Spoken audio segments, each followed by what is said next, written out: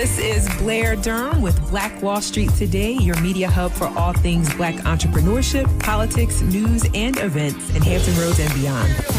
Hey, would you like to be a guest on Black Wall Street Today with Blair Durham? The link is in the show notes. And now, here's your host, Blair Durham. Greetings. Stay locked in. Black business owners in the following it's the 125th edition of Black Wall Street Today with Blair Durham. Super excited to share with you all. Super excited about our first guest today, Anthony Clint Jr. While still in college at Ohio State University, Anthony started Clint Productions, creating music for projects for artists such as Music Soul Child, one of my personal favorites, Tamar Braxton, Case, and Tyon T.C. Christian. He's also placed music in cable TV and award-winning productions such as Black Ink Crew, Napoli Ever After, the NAACP Image Awards, and the Emmy Award-winning series Born This Way. Clint's focus as a music entrepreneur is to produce music for TV, film, and media. He also coaches other producers on how they can generate royalties and additional streams of income through music licensing and entrepreneurship. Welcome to the show. How are you, sir? I'm good, Blair. Thank you for having me. How are you?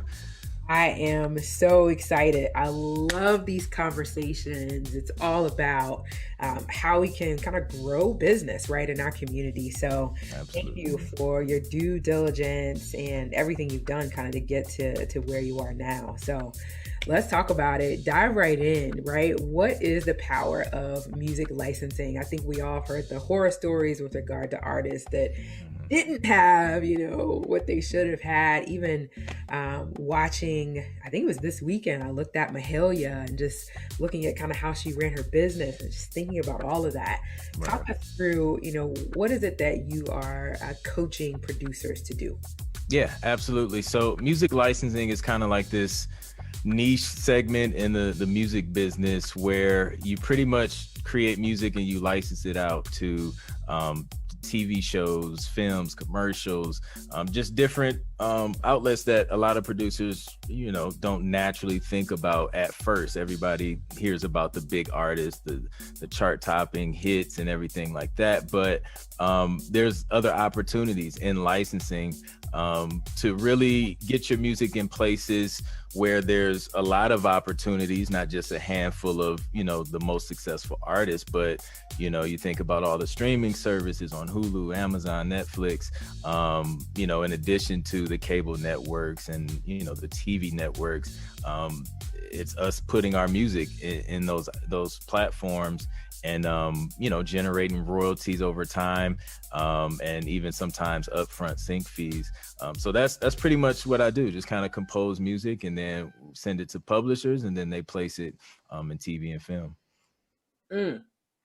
Interesting, right? Yeah. So one of the first things that came to my mind as you were saying that is it sounds like, you mentioned the word niche, right? It sounds like I've either got to have a lot of information or a lot of contacts in order to really navigate these spaces. Certainly the internet has made everything easier, but can I literally just with a quick Google search kind of find out what I would need to know in order to get into some of these opportunities if I'm already a producer, or what's kind of that process? Yeah, absolutely. So, and that's a common misconception. A lot of people think I have to have all these major connections and things like that to get started. And you honestly don't. I break it down into like 6 simple steps. And I guess a brief overview of those steps is pretty much, like you said, doing a Google search for music licensing companies, and finding those companies who specialize in pitching music in TV and film. And then once you find those companies, you start reaching out to them and introducing yourself, letting them know you're a producer, a composer, and just ask if they're accepting submissions.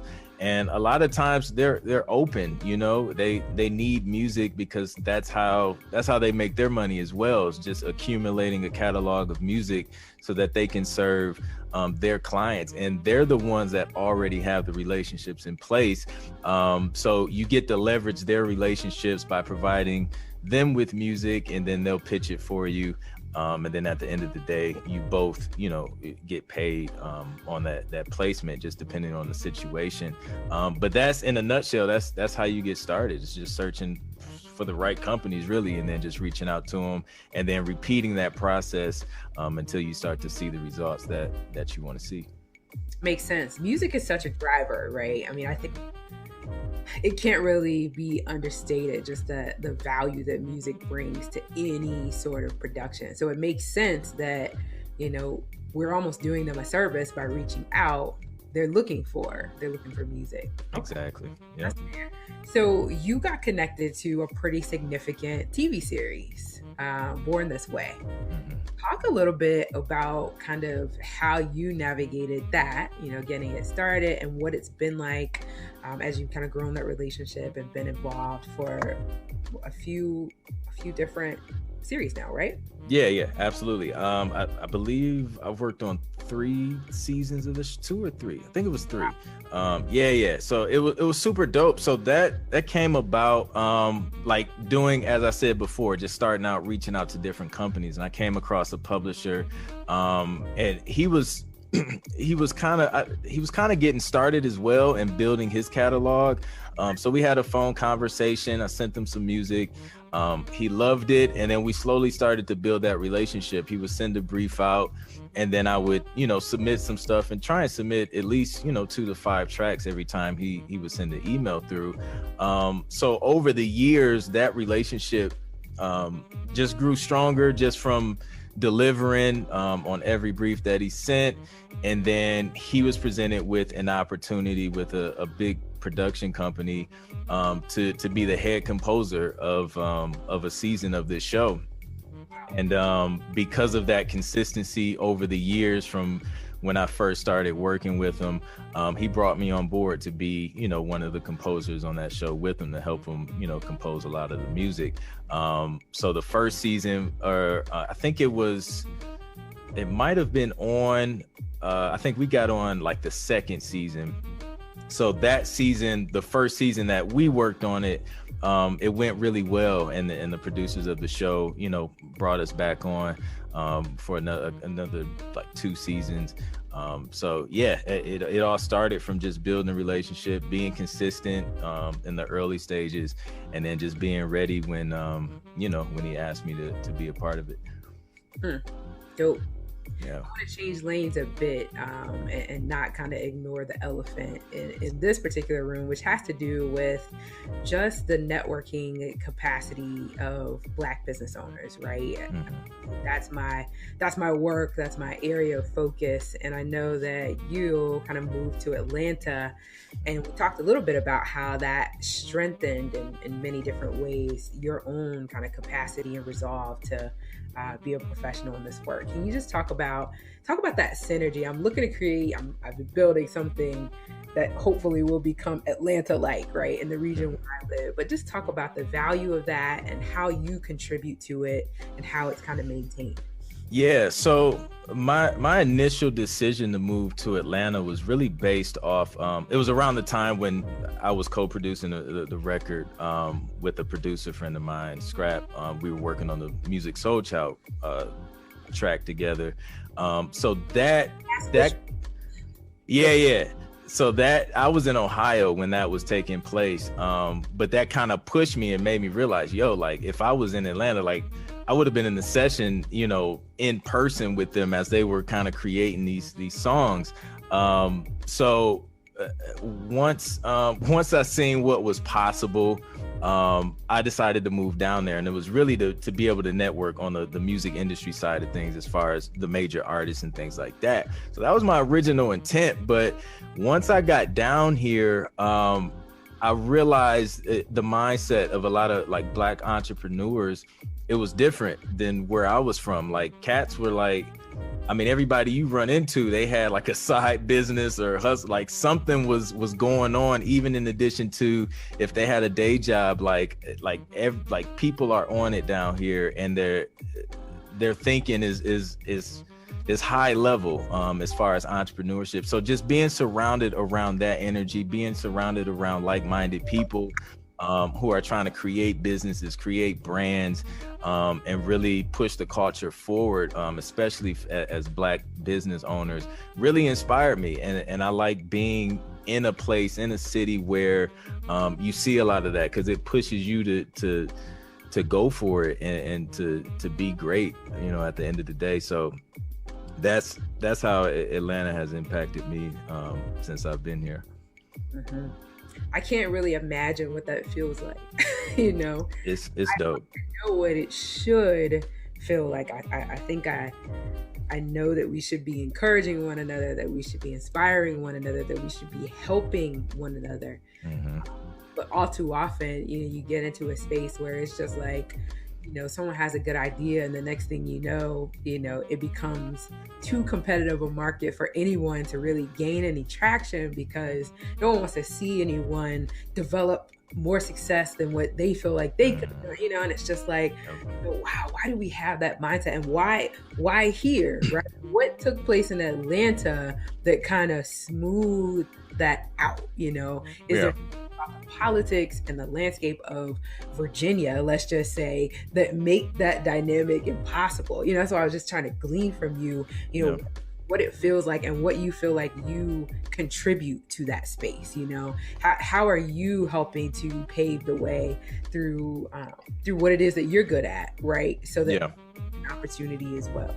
Absolutely. I have an abundance mindset versus a scarcity mindset, right? So there's more than enough to go around. A lot of people, sometimes they ask me like, why do you give out this information? Like, isn't that going to impact your work? I'm like, bro, I can't even keep up with everything I have now. Like, there's so many shows, there's so many films, there's so many YouTube content creators who need music. Like, it's plenty to go around. And when you go into things thinking that way, like, there's more than enough, you'll never have a problem helping somebody else. And then I also believe that, networking across, like, and next to each other, not just looking for someone to put you on, or looking for, the people that you look up to kind of put you on, but build relationships around the people you're around right now, excuse me, especially on your way up. And what I've learned being here is that, like, a lot of my friends were, we kind of met when I first came down here. We still work together to this day. The Napoli Ever After placement was a placement with me and some friends that I met as soon as I moved to Atlanta, and we just always kept in touch. We would do sessions and stuff together, and they're killing it now. The APX band, they're literally blowing up. So it's like, just because we've been friends like this long, there's nothing to say, like, let me see if I can pitch this for TV and film and get it placed for you guys, just on a friendship type of thing. So it's just like, you never know the people around you, what they'll do, what they'll accomplish. And if you kind of focus on networking and building with the people that are immediately around you, like, dope things can happen. So that's my take on it. Yeah. Beautiful. Yeah. We got about 3 minutes remaining. I certainly want people to get a feel for how they can connect with you and your brand. If they're wanting to perhaps be coached or mentored by you, how, all of that. Yeah, absolutely. I hang out on Instagram a lot at Clint Music. So you can find me there. And then my website, clintproductions.com, which I also have, like, consultation services. And then my podcast, Music is My Business podcast. I'm available on a podcast platform. So I share a lot of information on there to help, producers, musicians, and artists, monetize their music. That's amazing too. You got to the space where it's like, all right, I gotta dump this information. Like, if I don't dump it, my head's gonna explode. Right? Seriously, yeah, exactly. That's cool. And then do you interview folks on that platform as well, or? Occasionally, yeah. I recently just started it, like, last month, so it's still fresh. I had my buddy Bradley from Radio Media on. Actually, it'll be coming on in about a week or so, but super dope information. He's worked on, like, the Lego movie and a bunch of artists and other stuff. So yeah, dope stuff. What's your aspiration in the space? Like, 5 years, 10 years, who are you working with? What are you doing? Man, just really giving back to producers, helping them get started and so on into the next generation. And then just kind of growing my production team, and then eventually launching into, more of the publishing side of things, to where, I just want to be the connect at the end of the day to publish everybody's music and TV and film. So that kind of next step is the publisher. So that's Absolutely what you're doing right now to get into, and you want to, okay. Yep. Nice. All right. Well, certainly wishing you well. Let me go back and just recap the social media piece. I had it right there. ClintProductions.com, Clint Productions LLC on Facebook, and at Clint Music on Instagram. Absolutely. It's been dope, man. Would love to have you back. I definitely foresee some ways we can work together with some of the things I do with Black brands, some of the mentoring that we do with youth, and love it. So I'm gonna keep your number. Please do. Please do. Thank you, Blair. I appreciate you having me. Yeah, I appreciate having you. And actually, when we return, it's hashtag money talk, hashtag money in the middle. We'll be back in just a moment.